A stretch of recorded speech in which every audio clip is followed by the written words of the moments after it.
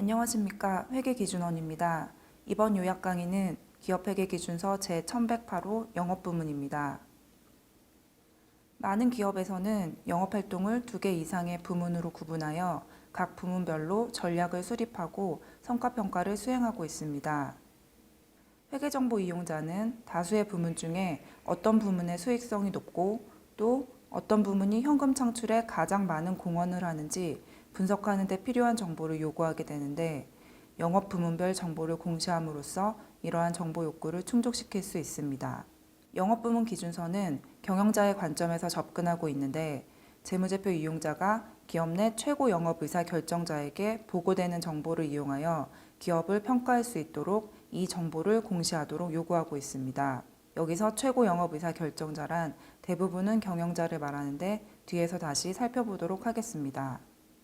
영업부문 공시의 적용 대상은 상장 또는 상장 예정 기업이고 지배기업이 연결재무제표와 별도재무제표를 모두 작성하는 경우에는 연결재무제표에서만 부문 정보가 요구됩니다.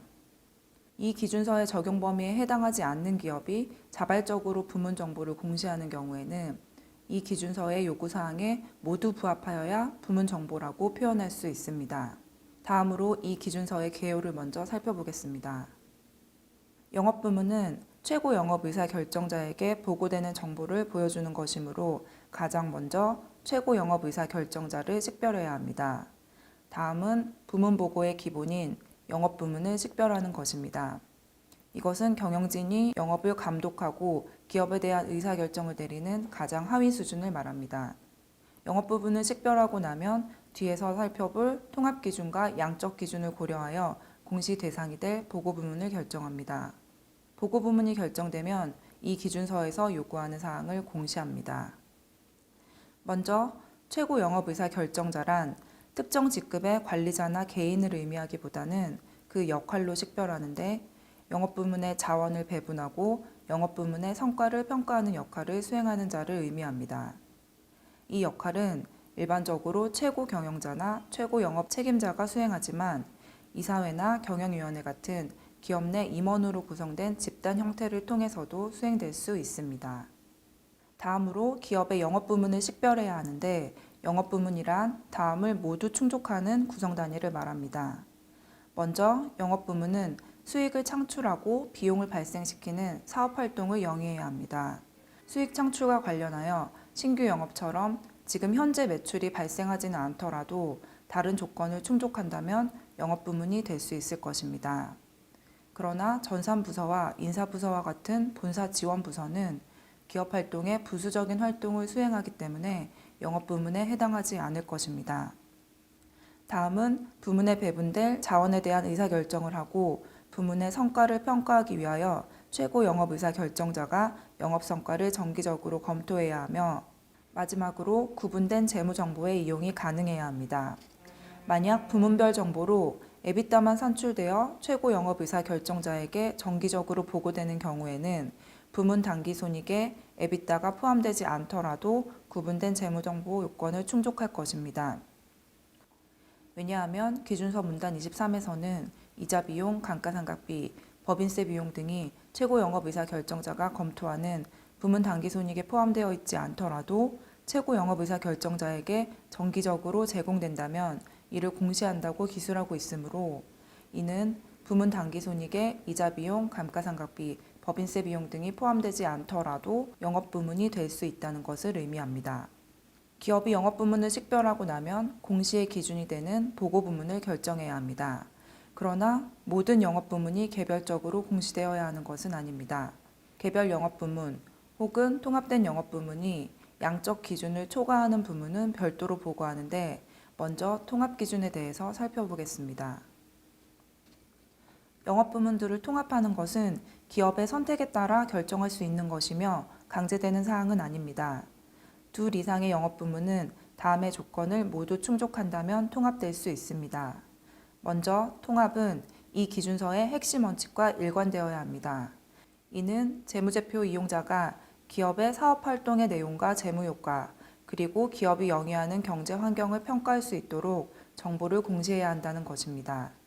그리고 통합하려는 부문의 경제적 특성이 유사하여야 하는데 일반적으로 유사한 경제적 특성을 가지는 영업부문은 장기적으로 유사한 재무 성과를 보일 것이고, 예를 들어 장기 평균 매출 총이익률 등이 유사하게 나타날 것입니다.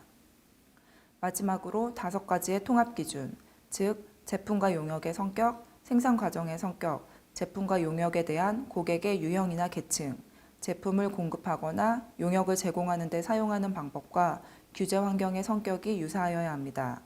다만 다음 슬라이드에서 설명드릴 양적 기준을 충족하지 못하는 부문의 경우에는 경제적 특성이 유사하고 5가지 통합 기준 중 과반수를 충족한다면 통합하여 하나의 보고 부문으로 공시할 수 있습니다. 영업 부문을 식별하고 통합 기준에 따라 통합을 하고 나면 양적 기준에 따라 공시할 보고 부문을 결정해야 합니다. 이 기준서에서 보고 부문은 부문의 수익, 당기손익, 자산 중 어느 하나라도 전체 부문 합계의 10% 금액보다 큰 경우에는 양적 기준을 충족하며 해당 영업 부문의 정보는 반드시 별도로 공시해야 합니다. 이때 부문 수익 및 모든 영업 부문의 수익은 내부 및 외부 수익을 포함합니다. 또 부문 당기손익 기준은 손실이 발생하지 않은, 즉 이익이 발생한 모든 영업 부문의 이익 합계액의 절대치와 손실이 발생한 모든 영업 부문의 손실 합계액의 절대치 중 큰 금액의 10% 이상인 영업 부문이 양적 기준을 충족하는 것입니다.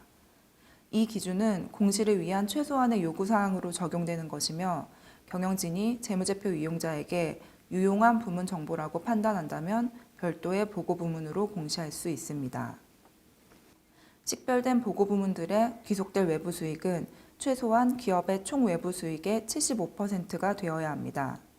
만약 75% 미만인 경우에는 보고 부문들의 외부 수익 합계가 기업 전체 수익의 최소한 75%가 되도록 양적 기준을 충족하지 못하는 영업 부문이라도 추가로 보고 부문으로 식별해야 합니다. 한편 75% 이상인 경우에는 보고 부문으로 식별되지 않은 영업 부문과 지원 부서와 같은 기타 사업 활동을 그 밖의 모든 부문으로 통합하여 다른 조정 항목과 별도로 공시하고 그 수익의 원천을 설명해야 합니다. 보고 부문을 결정하는 과정이 다소 복잡할 수도 있는데 핵심 절차를 요약하면 다음과 같습니다. 먼저 영업 부문들을 식별하고 영업 부문이 통합 요건을 모두 충족하는지를 검토한 후 만일 충족한다면 일부 영업 부문들을 하나의 영업 부문으로 통합시킬 것인지를 기업의 판단에 따라 선택합니다. 식별된 개별 영업 부문들과 통합된 영업 부문들이 각각 양적 기준을 충족하는지를 검토하여 이를 모두 충족하는 경우에는 보고 부문으로 간주합니다. 보고 부문으로 결정되지 않은 나머지 부문, 즉 양적 기준을 충족하지 못한 나머지 부문에 대해서는 과반의 통합 기준을 충족하는지 검토한 후 이를 충족한다면 기업의 선택에 따라 통합하여 보고 부문으로 공시할 수 있습니다. 이렇게 식별된 보고 부문들의 외부 수익 합계가 기업 전체의 외부 수익의 75% 이상을 차지하는지 여부를 검토하고 75%를 넘어설 때까지 추가적으로 보고 부문을 식별하고 공시해야 합니다. 예를 들어 보겠습니다. 기업은 6개의 영업 부문을 식별하였고 AA- 및 BB- 통합 기준을 충족하였습니다. 기업은 AA-만을 통합하기로 선택하였습니다. 이후 통합된 라지 A와 나머지 4개 부문이 각각 양적 기준을 충족하는지 검토한 결과 라지 A와 BB-만이 양적 기준을 충족하였습니다. 기업은 양적 기준을 충족하지 못한 C와 D 영업 부문이 통합 기준의 과반을 충족하므로 라지 E로 통합하기로 선택하였습니다. 이렇게 보고 부문으로 라지 A, B, B-, 라지 E 부문이 식별되었고 부문에 기속되는 외부 수익은 기업의 총 외부 수익의 75% 이상으로 검토되었습니다. 영업부문 기준서에서는 포괄손익 계산서가 보고되는 매 회계 기간에 다음의 정보를 공시해야 합니다. 먼저 조직 기준을 포함하여 보고 부문을 식별하기 위해 사용한 요소와 통합 기준을 적용하면서 이루어진 경영진의 판단, 그리고 각 보고 부문이 수익을 창출하는 제품과 용역의 유형을 공시해야 합니다. 또한 부문 당기손익, 부문 자산 및 부문 부채와 이에 대한 측정 기준을 공시하는데 이때 각 부문 항목의 금액은 최고 영업의사 결정자에게 보고되는 측정치이며 부문 자산과 부문 부채의 경우에는 최고 영업 의사결정자에게 정기적으로 보고된다면 공시합니다.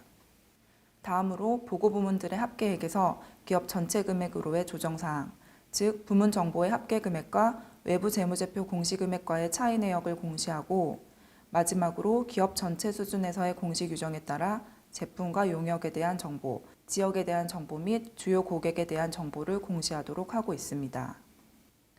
예시로 어떤 한 기업의 2017년 연결감사보고서 중 영업부문 주석을 살펴보겠습니다. 가장 먼저 영업부문을 정의하고 보고부문을 식별하는 방법을 제시하고 있습니다. 즉, 보고부문에 대한 일반 정보를 공시하고 있습니다. 계속해서 영업부문을 구분하는 기준을 제시하고 있으며 각 부문이 수익을 창출하는 제품과 용역의 유형을 설명하고 있습니다. 또한 부문 손익 및 부문 자산 부채의 측정 기준에 대한 내용도 공시하고 있습니다. 다음으로 부문의 당기손익, 자산 및 부채에 대해 공시하고 있는데, 매출액 등에는 외부 매출액 및 내부 매출액을 포함하고 있으며 기타 기준서에서 요구하고 있는 항목을 공시하고 있습니다. 다음은 보고 부문들의 매출, 당기손익, 자산, 부채들의 합계액에서 기업 전체 금액으로의 조정사항을 보여주고 있습니다. 다음은 지역에 대한 정보인 지역별 매출액과 지역별 비유동자산을 본사 소재지 국가 및 외국에 기속되는 금액으로 공시하고 있습니다. 기준서에 따라 비유동자산을 공시할 때 금융상품, 이연법인세 자산, 퇴직급여 자산 및 보험계약에서 발생하는 권리는 제외하기 위해 지역별 비유동자산의 공시에서 해당 항목을 제외하고 있습니다. 마지막으로 주요 고객에 대한 의존도를 공시하고 있습니다. 이상으로 기업회계기준서 제1108호 영업부문 요약 강의를 마치겠습니다. 감사합니다.